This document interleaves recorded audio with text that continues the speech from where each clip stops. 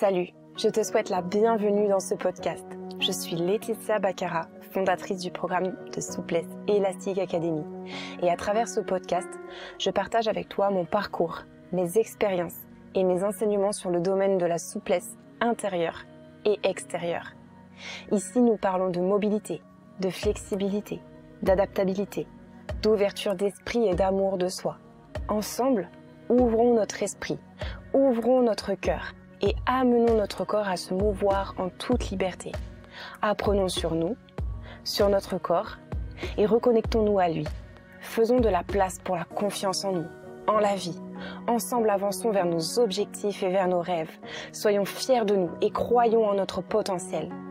Je t'invite à partager, liker et à commenter ce podcast s'il te plaît, s'il t'inspire ou encore mieux, s'il t'aide. Ainsi, nous pourrons ensemble impacter, guider, aider davantage de monde autour de nous.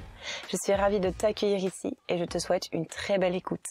Coucou les amis, j'espère que vous allez bien. Aujourd'hui dans l'épisode du podcast, j'aimerais qu'on parle un peu plus profondément de cette notion de respiration, de tout ce que la respiration peut nous offrir, à nous offrir dans notre vie, tous les bienfaits, voilà, tous les pouvoirs en fait de la respiration. C'est une notion qui est importante pour moi aujourd'hui parce que vraiment, je me rends compte à quel point la respiration est une base énorme pour beaucoup de sphères de nos vies et pour beaucoup pour beaucoup de nos plans en fait, qu'ils soient physiques, mental, émotionnels, énergétiques. Vraiment, la respiration a un énorme pouvoir sur tous les plans. Donc, je trouve que c'est super important et intéressant de faire cet épisode et de vous partager encore une fois peut-être mon expérience sur et telle que je la vois et mon expérience avec la respiration depuis toujours.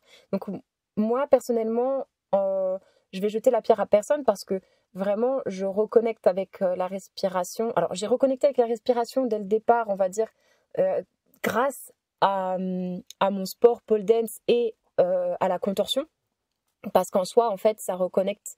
Ce sont deux activités, et surtout la souplesse contorsion qui reconnecte énormément au souffle, parce qu'on n'a pas le choix, en fait. On n'a pas le choix de respirer, on n'a pas le choix de s'y connecter. On est obligé d'écouter et d'entendre le corps. On est obligé, dans cette pratique-là, d'avoir voilà, une connexion à soi, une pleine conscience qui se développe en fait au final malgré tout, et ce de manière entre guillemets, vraiment entre guillemets forcée, parce que c'est jamais forcé, hein, on a envie de le faire, mais disons que on n'en a pas peut-être 100% conscience en fait. C'est quelque chose qui va se produire avec la pratique, sans forcément s'en rendre compte. Donc je dirais que mon souffle n'a jamais été bloqué ou que j'ai jamais été quelqu'un qui respirait entre guillemets encore une fois mal. Parce que j'ai eu cette pratique de la contorsion de la souplesse pendant des années et des années, plus la pole dance, c'est qu'en fait, au final, mon souffle a été travaillé de cette façon-là. Mais j'ai découvert des nouvelles façons de pouvoir travailler la respiration et le souffle, et j'avais envie de vous partager un petit peu tous les bienfaits que j'ai observés durant tout ce petit parcours sur le corps, sur le mental, sur les émotions, sur tout le monde émotionnel et sur aussi l'énergie, tout le plan énergétique que j'ai observé avec le travail de la respiration. Donc, comme je le disais, avant ça, je ne travaillais pas forcément la respiration de façon 100% consciente. Alors, je la travaillais quand même consciemment dans mes exercices d'assouplissement, de contorsion et de souplesse parce que il faut être connecté au souffle, savoir inspirer, expirer profondément pour lâcher prise, etc. Donc, respiration profonde, j'ai commencé à vraiment m'y reconnecter grâce vraiment à la souplesse, à la contorsion et grâce à la pole dance parce que malgré tout, dans ce sport, en fait, on doit énormément lâcher prise, on doit énormément savoir respirer profondément aussi pour surpasser la douleur physique du contact de la peau sur la barre, la douleur des postures, etc. Donc ça demande un gros moment de lâcher prise, de persévérance, de résilience, et donc la respiration aide énormément pour cela. Aujourd'hui, je pratique une nouvelle forme de respiration qui va être une façon de respirer qui permet en fait vraiment de pouvoir se reconnecter à son monde intérieur, donc sur toute la sphère émotionnelle et aussi sur le plan énergétique. Donc c'est vraiment en allant encore plus loin finalement sur ce travail de respiration qu'aujourd'hui je me rends compte à quel point vraiment la respiration, les pouvoirs et les bienfaits de la respiration sont extrêmement nombreux. Alors, comme je le disais tout à l'heure, les bienfaits, ils sont physiques, ils sont sur le physique, donc le corps, le mental, toute la sphère émotionnelle et sur le plan énergétique.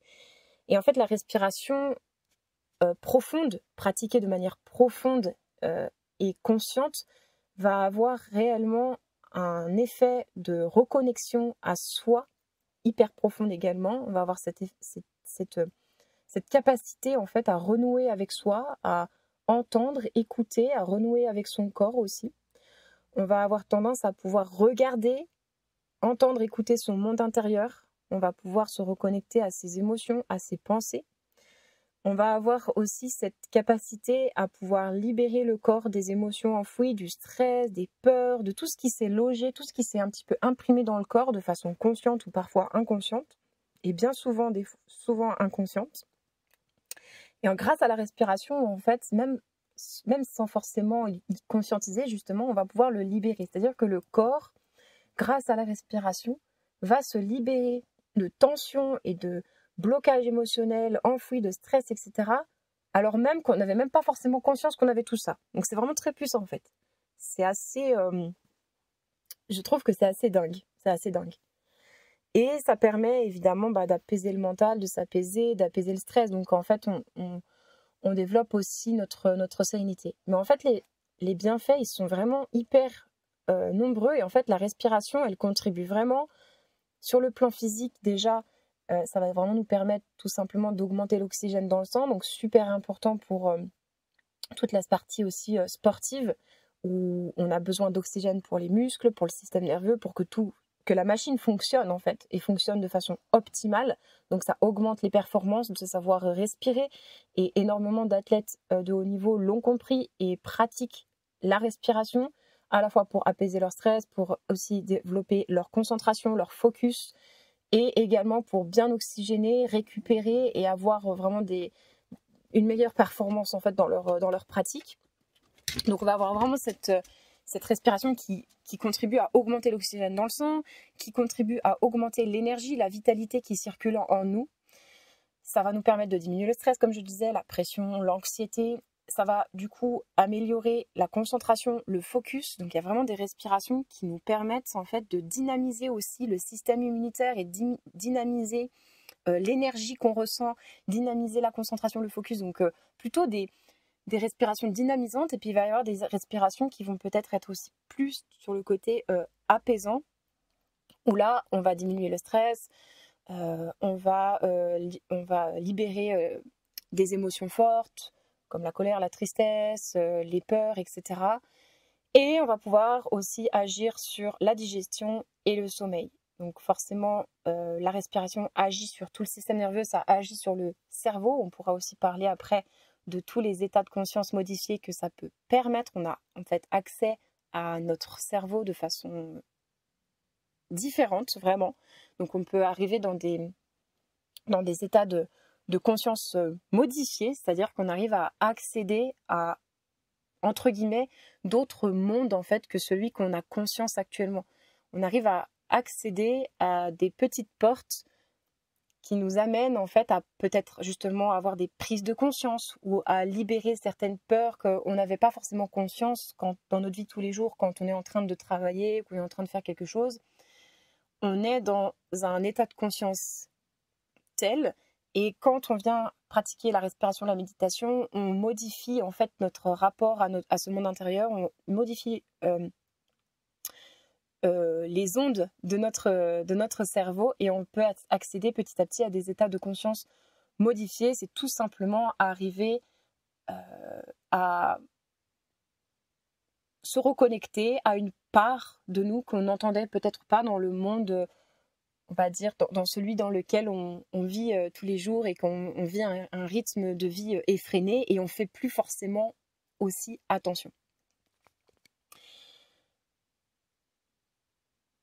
Donc ça améliore le système immunitaire, la concentration, la posture aussi, parce que forcément on a une meilleure mobilité. J'en ai pas parlé, mais beaucoup, on travaille avec la respiration sur tout ce qui est mobilité finalement.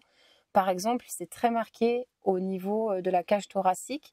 Quand on a une cage thoracique qui est fermée, qu'on a un souffle un petit peu court ou opprimé et qu'on ne déploie pas pleinement cette cage thoracique, qu'on n'arrive pas à développer tous nos muscles, à utiliser tous les muscles respiratoires et tout le système respiratoire pleinement, on se retrouve à être un peu coincé, à se ressentir un petit peu coincé dans ce corps. On est un peu fermé, du coup on est fermé aussi à la vie, on respire pas pleinement, on a la cage thoracique qui se referme.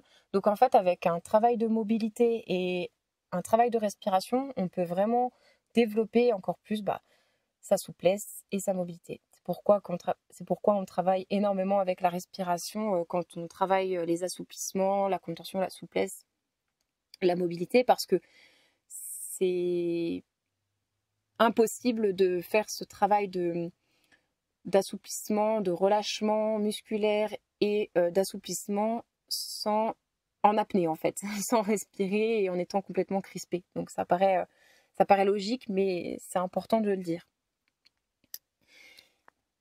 Et l'amélioration de la digestion, je voulais en parler un petit peu plus précisément parce qu'il y a tout cet effet de massage interne qui se produit au niveau notamment avec la respiration abdominale, donc la respiration ventrale. On va vraiment pouvoir observer tout un massage qui se produit de façon naturelle grâce à une respiration profonde où on va avoir toutes les viscères, tous les organes en fait intérieurs qui vont être massés grâce à la respiration. Donc encore une fois, énormément de pouvoir et de bienfaits sur tous les plans et pour notre corps et tout le reste.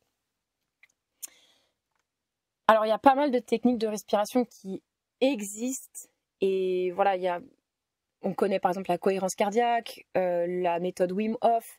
Après, il y a tout ce qui est donc respiration ventrale abdominale, la respiration thoracique, la respiration claviculaire. Après, il y a des respirations carrées, la respiration triangle.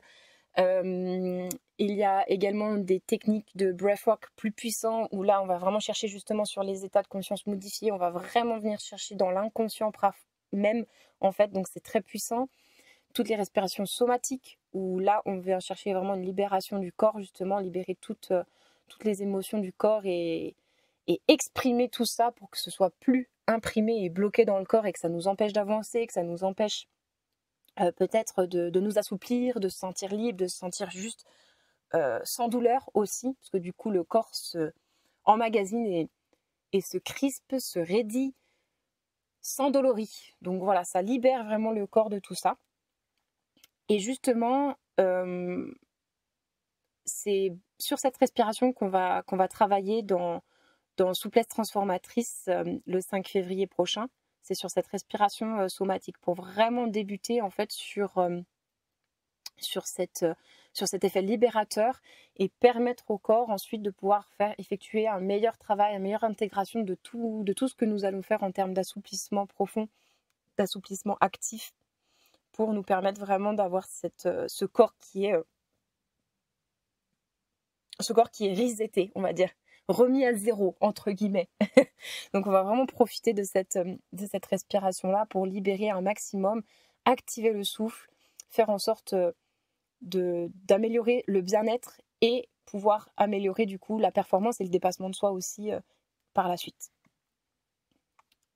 Donc voilà, je vous attends d'ailleurs nombreuses et nombreux durant Souplesse transformatrice qui se déroulera le 5 février prochain et les places sont ouvertes, donc vous pouvez retrouver le lien pour pouvoir aller vous inscrire directement sur la description du podcast de l'épisode ou directement sur mes réseaux sociaux, sur l'Instagram de la Elastic Academy, dans les stories à la une ou directement dans la bio. Enfin voilà. J'avais aussi envie d'aborder un petit peu la symbolique spirituelle et psychocorporelle de la respiration. Je trouve que c'est ultra intéressant et après voilà, on peut y adhérer ou non. Moi personnellement, je trouve, j'aime bien ce côté aussi un peu imagé, poétique aussi de ces symboliques-là qui je trouve sont en général criants de vérité et qui permettent d'un petit peu mieux conscientiser aussi ce que parfois on vit et ce que parfois nous traversons dans notre vie. Et le souffle, il symbolise même la vie, il symbolise l'énergie qui nous traverse, il symbolise vraiment, vraiment la vie. On pourrait dire cette phrase de « dis-moi comment tu respires et je te dirai comment tu vis ». Et je trouve que c'est exactement ça. Une personne qui va avoir le souffle un peu court, un peu coupé, qui va avoir du mal à inspirer profondément. On lui dit souvent inspire à la vie, remplis-toi d'air, remplis-toi de la vie. Donc c'est peut-être une personne qui va avoir du mal à vivre sa vie. C'est peut-être une personne qui va être profondément triste aussi et qui du coup a du mal à respirer parce qu'elle a du mal à justement inspirer cette vie en elle parce qu'elle est profondément triste, elle traverse peut-être un deuil, etc. On observe énormément de personnes qui vivent des deuils et qui du coup ont des capacités respiratoires qui diminuent. Donc il y a vraiment un effet du corps en fait qui réagit, qui somatise justement à ce deuil. Et du coup, on respire un peu moins bien. Il peut peut-être même y avoir des complications en termes au niveau des poumons, etc., qui peuvent se produire dans les cas les plus poussés. Mais du coup, c'est vraiment interconnecté et c'est assez lié. On peut observer vraiment la respiration d'une personne. En fait, on peut observer le rapport qu'une personne a à sa vie et à son corps en observant sa respiration. On peut observer par exemple une personne qui aura du mal à expirer profondément, qui aura du mal à vraiment tout lâcher, enlever tout, supprimer tout l'air de ses poumons, vraiment tout lâcher, se laisser fondre.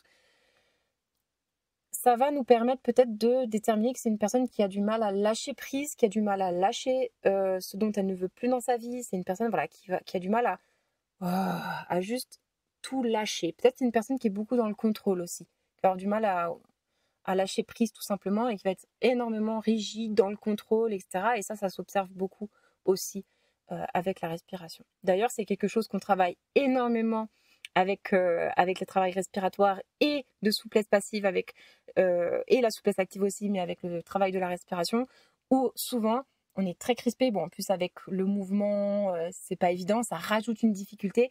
Et là, faut vraiment se lâcher, se laisser fondre et lâcher prise pleinement. Et c'est très difficile, surtout quand il y a la douleur qui est là, surtout quand on est dans une posture compliquée, surtout, voilà. Après, il y a tous les effets de niveau de difficulté qui s'ajoutent, on va dire. Mais vraiment, le travail respiratoire, pour ça, il fait un énorme bien pour aussi lâcher prise, développer sa patience, développer sa résilience et développer aussi sa capacité à recevoir la vie, à accueillir la vie en soi, à faire de la place en soi.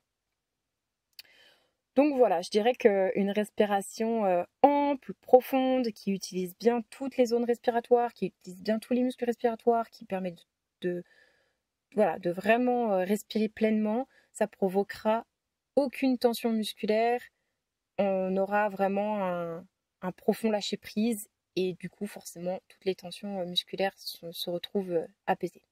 Voilà en quoi la respiration aussi peut aider toutes ces personnes qui sont tendues, qui se trouvent tendues, raides, qui emmagasinent pas mal de douleurs au quotidien, qui ont tendance à être perfectionnistes, à vouloir tout contrôler ou à être débordées, se sentir submergées. Et bien voilà, j'ai envie de dire qu'on a fait un beau petit tour sur la respiration. Comme vous voyez, il y avait pas mal de choses à dire. J'ai sûrement oublié des choses, pour être honnête, parce que c'est un sujet vraiment vaste et profond pour le coup. Et personnellement, je découvre encore des choses sur la respiration. Donc peut-être que ce sera l'occasion de refaire un épisode plus tard, quand j'aurai encore exploré davantage et que j'aurai davantage encore de connaissances et d'expériences sur le sujet. Pour la petite histoire, et ça c'est vraiment de mon côté personnel, j'expérimente beaucoup justement maintenant les états de conscience modifiés. Je vais de plus en plus loin en fait dans ma pratique du breathwork. J'explore énormément sur toute cette sphère aussi émotionnelle, énergétique, qui m'amène énormément de reconnexion à moi-même, à mes émotions, à qui je suis, à trouver ma place, Ça me permet aussi de débloquer beaucoup de choses qui étaient coincées dans mon inconscient et dont, du coup, je n'avais même pas conscience et qui se libèrent en fait au fur et à mesure. J'attire l'attention sur le fait que, en allant dans ces pratiques-là, il faut avoir une certaine forme de volonté et d'envie et de courage parce que c'est pas toujours un travail agréable.